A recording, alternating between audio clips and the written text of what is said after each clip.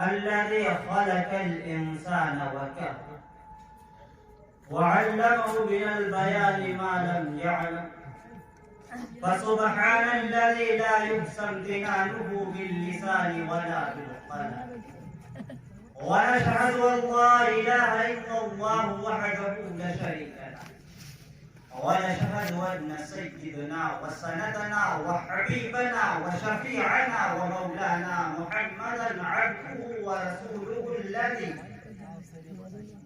ورسوله الذي أوتي جوامع الكلم وكرائم الحكم ومكارم الشيم، صلى الله عليه وعلى آله وأصحابه نجوم التاريخ الأمم. الله أكبر كبيرا.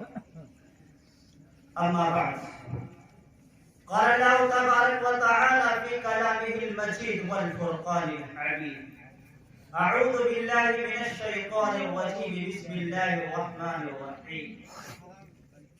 واعتصموا بحبل الله جميعا ولا تفرقوا واذكروا نعمة الله عليكم إذ أعداء فألف بين قلوبكم فأصبحتم بنعمته إخوانا وكنتم على شفا حفرة من النار فأنقذكم منها.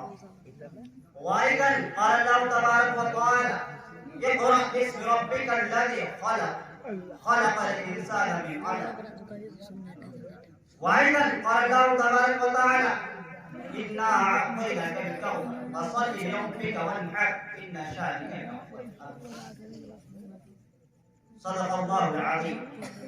عن ابن عمر قال: قال رسول الله صلى الله عليه وسلم: إنما الأعمال بالنيات، رواه البخاري. وعن أبي هريرة رضي الله عنه قال: قال رسول الله صلى الله عليه وسلم: بني الإسلام على خمس: شهادة أن لا إله إلا الله وأن محمدا عبده ورسوله، إقام الصلاة وإيتاء الزكاة والحج وصوم رمضان. عن جابر بن سمرة قال: قال رسول الله صلى الله عليه وسلم: إذا رأيتم الذين يسوقون أصحابي فقولوا لعنة الله على شر. عن أبي الدرداء رضي الله عنه قال: قال رسول الله صلى الله عليه وسلم: إن العالم لا يستغفر له من في السماوات ومن في الأرض حتى الحيتان في الماء.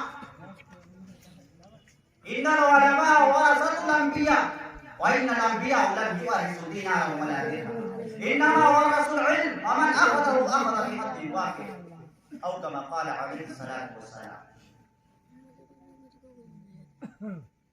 मेरे रब का कितना एहसान है, अर्श से जो मिला हमको कुरान है हिदायत का सामान सबके लिए। मेरे रब का कुरान में ऐलान है: आग पानी हवा और तहतुस्सरा, आग पानी हवा और तहतुस्सरा सब मेरे रब के हैं, उसका ऐलान है। और तितलियां बिजलियां पत्तियां टहलियां, तितलियां बिजलियां पत्तियां टहलियां ज़र्रे ज़र्रे पे मेरे अल्लाह की शान है। दोस्तों, जैसा कि मुझे वक्त मिला है, कलील सा वक्त है, बातें बहुत सारी कहनी है, लेकिन इंशाअल्लाह कोशिश करता हूं कि थोड़े से वक्त में अल्लाह रब्बुल इज्जत मेरी जुबान से कुछ अच्छी बातें निकलवा ले।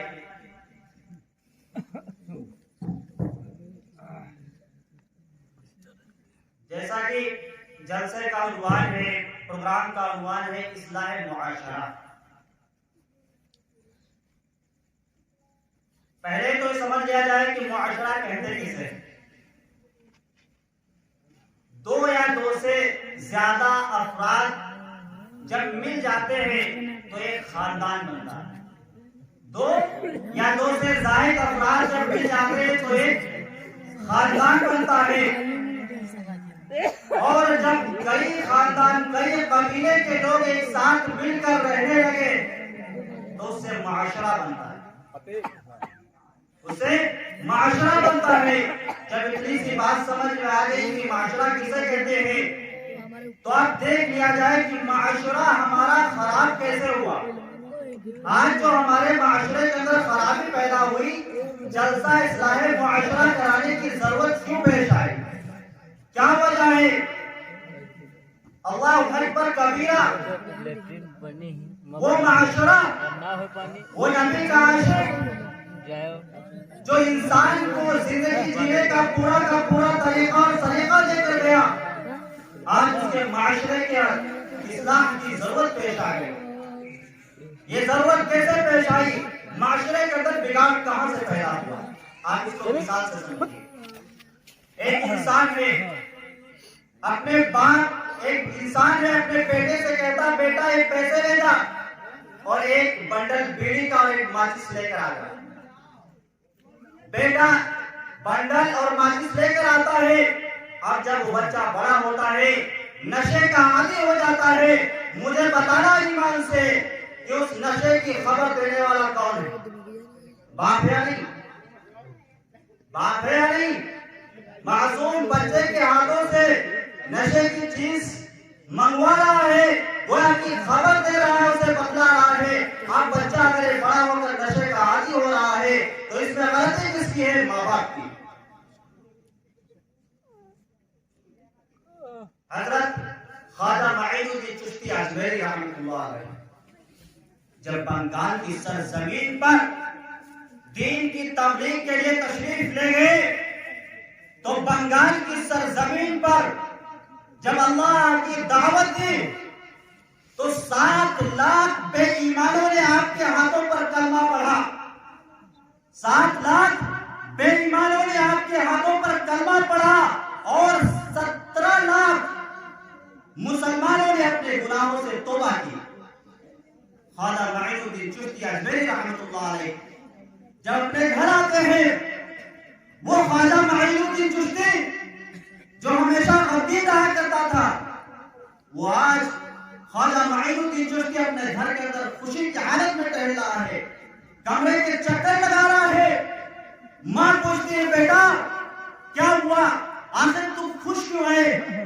वो ख्वाजा जो गमगीन रहा करता था आज खुश नजर आ रहा है। वाकई के अंदर नसीहत है, गौर से सुनना। जब मां ने मालूम किया किस बिना पर खुश हो, ख्वाजा माइनुद्दीन चिश्ती कहने लगते हैं, ए मेरी मां, मैं बंगाल की सरजमीन पर अल्लाह की दावत को लेकर गया था। वहां पर 7 लाख बेईमानों ने मेरे हाथों पर कलमा पढ़ा और 17 लाख ईमान वालों ने गुनाह से तौबा की है। इस वास्ते से मैं खुश हूं। मां कहने लगती है, बेटा इसमें कमाल तेरा नहीं, बेटा इसमें कमाल तेरा नहीं है, इसमें कमाल मेरा है। मां क्या कहती है? बेटा कमाल तेरा नहीं है, कमाल मेरा है। ख्वाजा माइनुद्दीन चिश्ती कहने लगते हैं, मां समझ में आया कि मेरा कमाल नहीं तेरा कमाल है, बात तो समझ में आई, लेकिन वो कमाल है कैसे? वो कमाल है कैसे? मां कहने लगी, ए मेरे बेटे गौर से सुन, जब से मैं बालिग हुई हूं उस वक्त से लेकर आज तक किसी ने मेरे नाखून से लेकर सर के बाल तक नहीं देखे। जब से मैं बालिग हुई उस वक्त से लेकर आज तक पैर के नाखून से लेकर सर के बाल तक किसी ने नहीं देखे। और ये मेरे बेटे, जब से तू पैदा हुआ, जब तेरा जन्म हुआ, कोई भी वक्त ऐसा नहीं गुजरा, चाहे वो सर्दी का जमाना हो, चाहे वो गर्मी का जमाना हो, चाहे वो बारिश का जमाना हो, बगैर वजू के तुझे दूध पिलाया, बगैर वजू के कभी दूध पिलाया हूं। इसमें कमाल मेरा है। जब तू पेट के अंदर था, बगैर तहज्जुद के मैं सोया ना करती थी, इसलिए अल्लाह ने तुझे इस लायक बनाया। दोस्तों, जब माएं ऐसा हुआ करती हैं, जब माएं नेक हुआ करती हैं, तो बेटे ख्वाजा माइनुद्दीन चिश्ती जैसे पैदा होते हैं, बेटे निजामुद्दीन औलिया जैसे पैदा होते हैं, बेटे हजरत मौलाना कासिम नानवी जैसे पैदा होते हैं।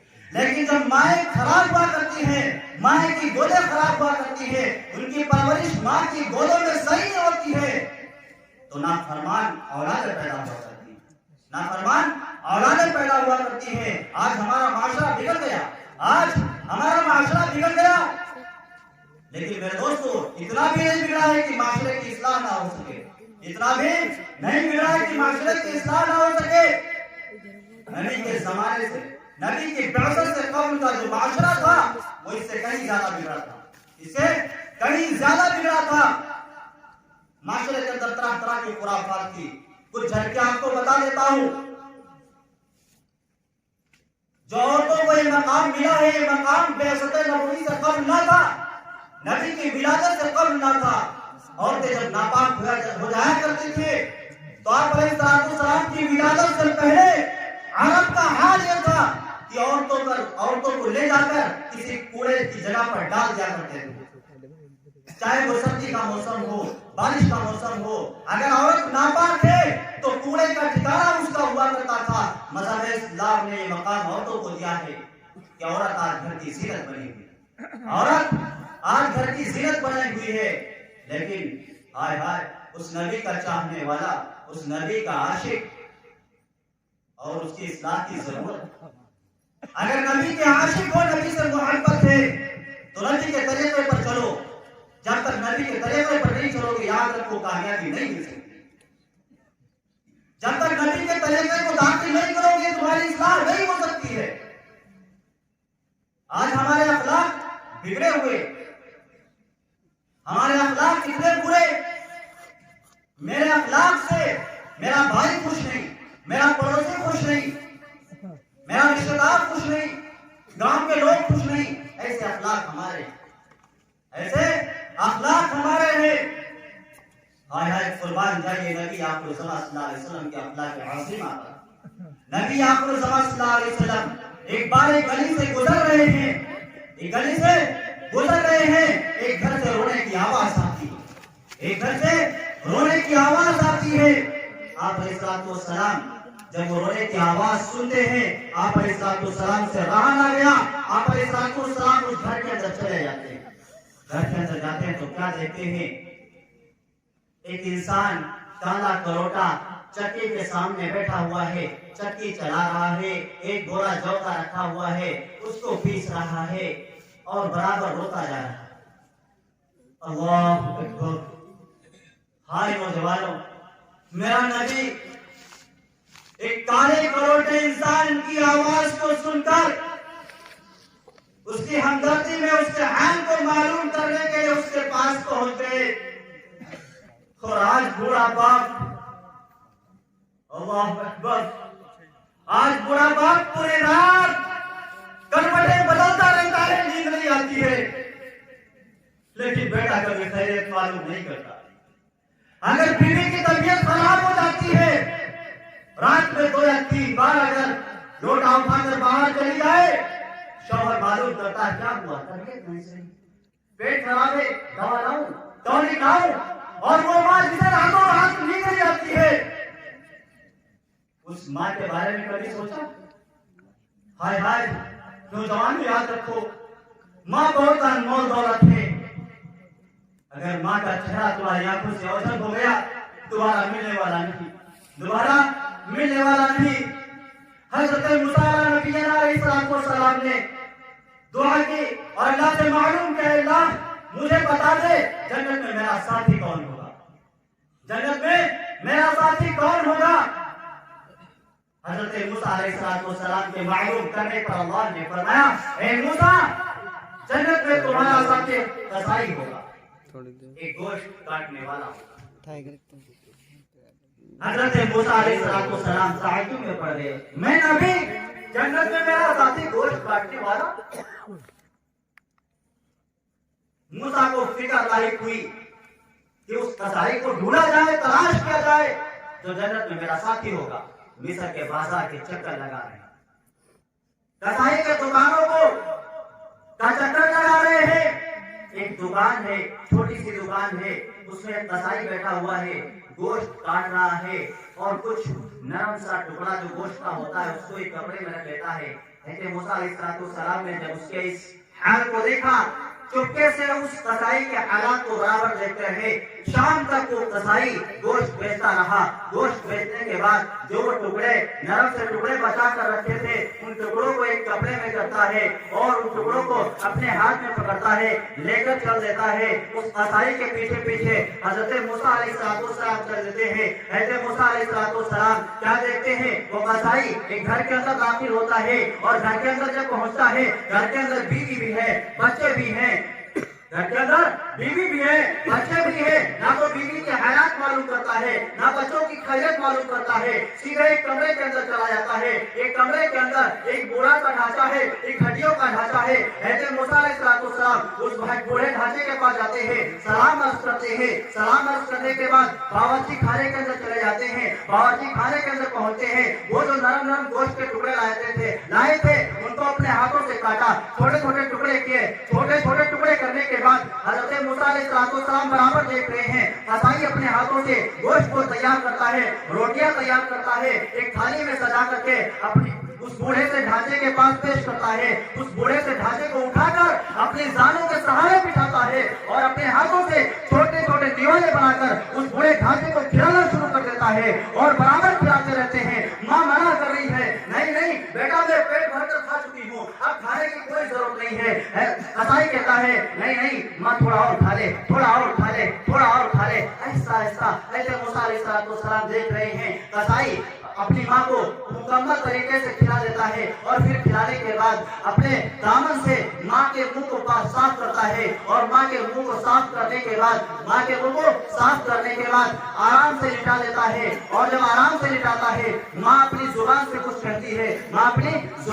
कहती है, बेटे को दुआ देती है। ऐसे मूसा अलैहिस्सलाम ने माजरा देखते हैं, उस कसाई के पास आते हैं और पूछते हैं, अरे साहब, मुझे ये तो बता दे ये बूढ़ा ढांचा कौन है जिसकी इतनी खिदमत कर रहा है। कसाई कहता है, ये बूढ़ा ढांचा जो है ये मेरी माँ है, ये मेरी माँ है। हज़रत मूसा अलैहिस्सलाम ने कहा, बात समझ में आई, बूढ़ा ढांचा जो है वो तेरी माँ है, लेकिन ये बता दे, जब तू अपनी माँ को खिलाने के बाद आराम करने के लिए लिटा रहा था, तेरी माँ की जुबान से कुछ अल्फाज निकले थे, वो अल्फाज क्या निकले थे? कसाई कहने लगता है, वो अल्फाज ये थे कि जब भी मैं अपनी माँ को खाना खिलाता हूँ, मेरी माँ एक दुआ करती है और दुआ ये करती है, ए अल्लाह, मेरे बेटे को जन्नत में मूसा का साथी बनाना। ए अल्लाह, मेरे बेटे को जन्नत में मूसा का साथी बनाना। कसाई कहने लगता है, कहाँ मैं, कहाँ मूसा नबी, मैं कसाई गोश्त काटने वाला, जन्नत में हमारा उनका साथ कैसे हो सकता? हज़रत मूसा अलैहिस्सलाम कहने लगते हैं कि तुम खुश हो जाओ, अल्लाह ने तुम्हें जन्नत में मूसा का साथी बना दिया। माँ को परेशान करने वालों, माँ पर लाठीचार्ज करने वालों, माँ बाप को घरों से निकालने वालों, आओ गौर से सुनो, मेरे नबी का फरमान सुनो। आप अलैहिस्सलाम ने फरमाया कि बाप जन्नत का दरवाजा है, बाप जन्नत का दरवाजा है और माँ के कदमों के तले जन्नत है, माँ के कदमों के तले जन्नत है। आओ बाप की खिदमत करके जन्नत का दरवाजा खोलो और माँ की खिदमत करके जन्नत में दाखिल हो जाओ। ज़ैद बिन उमर एक सहाबी है। आप अलैहिस्सलाम को तो मेराज हुई, आप अलैहिस्सलाम क्या देखते हैं? आप अलैहिस्सलाम जब मेराज की हालत में नजारा कर रहे हैं तो आपके कानों में एक आवाज पहुंचती है, जन्नत से किसी चीज के चलने की आवाज आती है। पता हो रहा, वक्त हो रहा है, इंशाल्लाह खत्म कर दो।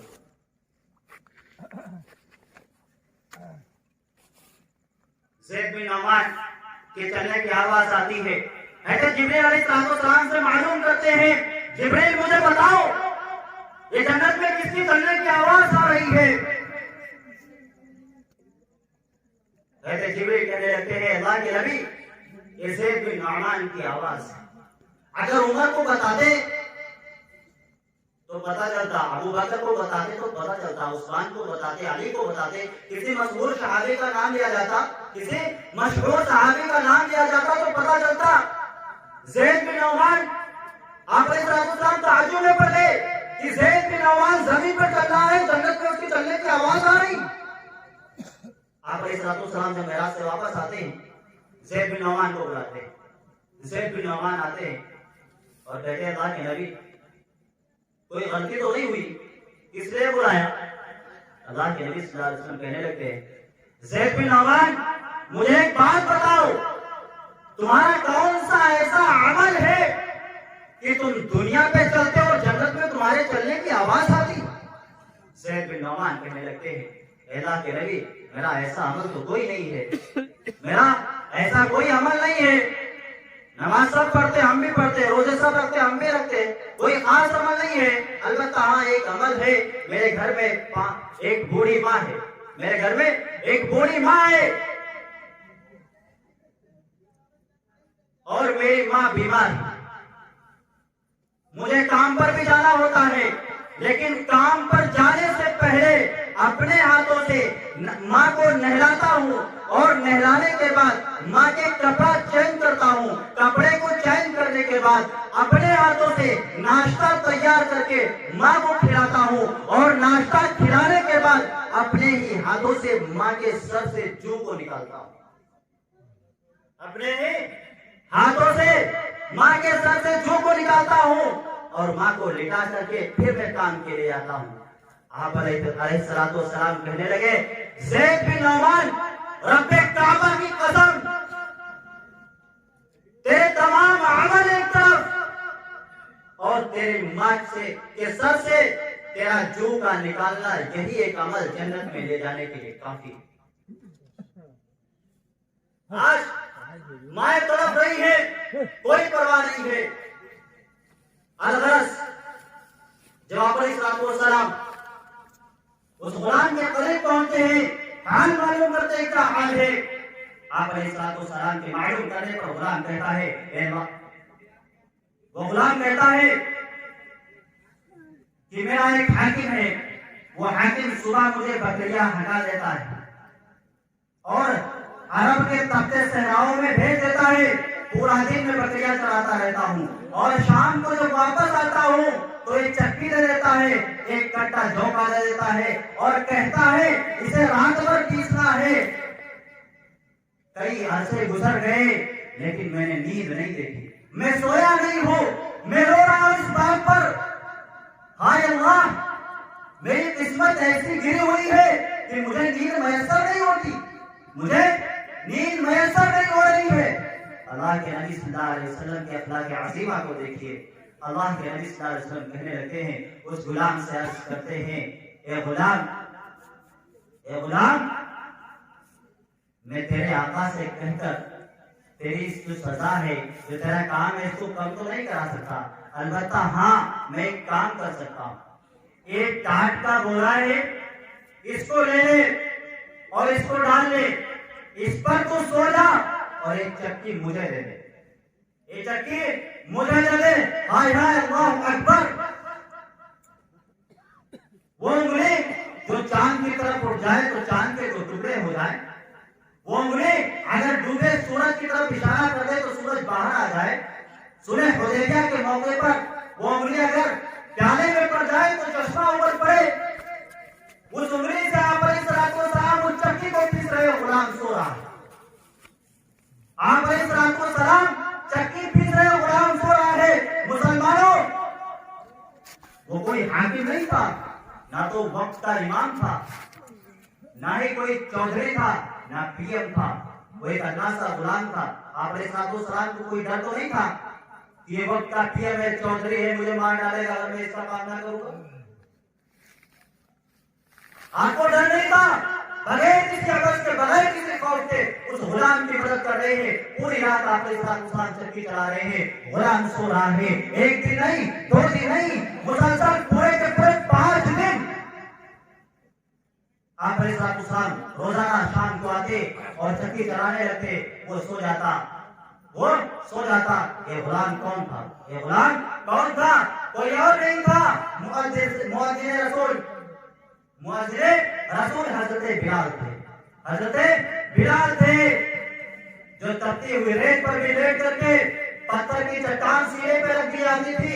उमैया इब्न खल्फ का जूता हजरत बिलाल के गर्दन पर होता था, फिर भी हजरत बिलाल के जुबान से निकलता था अल्लाहु अहद, अल्लाहु अहद, अल्लाह एक है। वो बिलाल था तो मेरे दोस्तों, जरूरत है अपने अखलाक को संवारने की, जरूरत है अपने आप को बदलने की।